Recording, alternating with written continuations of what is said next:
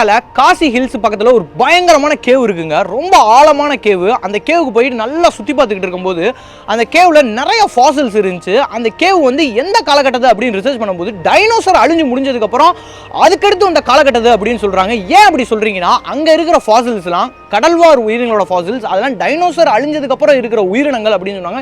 எனக்கு ரொம்ப ஷாக்கிங்காக இருந்துச்சு. என்னடா இது உண்மைதானா அப்படின்னு சொல்லி நான் சர்ச் பண்ணும்போது தான் அந்த உயிரினங்களை பற்றி நான் பார்த்துக்கிட்டேன். அது என்ன மாதிரியான உயிரினங்கள்னா, அதாவது கேஸ்ட்ரோஃபோசில்ஸ், அதுலேயும் ஃபார்மினோஃபோரோன்ற சிங்கிள் செல் மெரைன் ஆர்கானிசம் இருந்திருக்கு. அதாவது டைனோசர் அழிஞ்ச காலகட்டத்தில் தான் இந்த மிருகங்கள்லாம் இருந்திருக்கலாம் அப்படின்னு சொல்கிறாங்க. எப்படி கண்டுபிடிச்சிருக்காங்கன்னா கார்பன் டேட்டிங் முறைப்படி கண்டுபிடிச்சிருக்காங்க. அந்த இடத்துல எப்படி அது வந்துச்சு அப்படின்னு பார்த்தீங்கன்னா, டைனோசர் அழிஞ்ச காலகட்டத்துக்கு அடுத்து தான் நம்மளோட ஏசியன் கான்டினென்ட், அதுவும் பர்டிகுலர் இந்த இந்தியா இருக்குது பார்த்தீங்களா, அது வந்து சவுத் ஆப்பிரிக்காவோட பிரிஞ்சு வந்து மோதின அந்த பயங்கரமான நிகழ்வில் ஒரு மிகப்பெரிய சுனாமி ஏற்பட்டு அந்த அதில் இருக்கிற உயிரினங்கள் வந்து அந்த கேவுக்கு வந்திருக்கலாம் அப்படின்னு சொல்கிறாங்க. இது ஏன் நான் பர்டிகுலராக சொல்கிறேன்னா, இந்த கேஸ்ட்ரோஃபோர் ஃபாசில்ஸ்னு சொல்லக்கூடிய இந்த உயிரினம் நம்மளோட திருச்சி கூடலூர் மாதிரியான பகுதிகள்லையும் அதே ஃபாசில்ஸ் இருந்திருக்குங்க.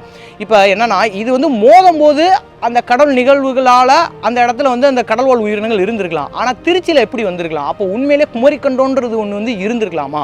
ஒரு மிகப்பெரிய கடல் சீற்றம் வந்து அந்த குமரிக்கண்டத்தை அழிச்சது உண்மையா அப்படின்ற ஒரு கேள்விக்குறி எனக்கு இருக்குது. இதை பற்றி நீங்கள் என்ன நினைக்கிறீங்க?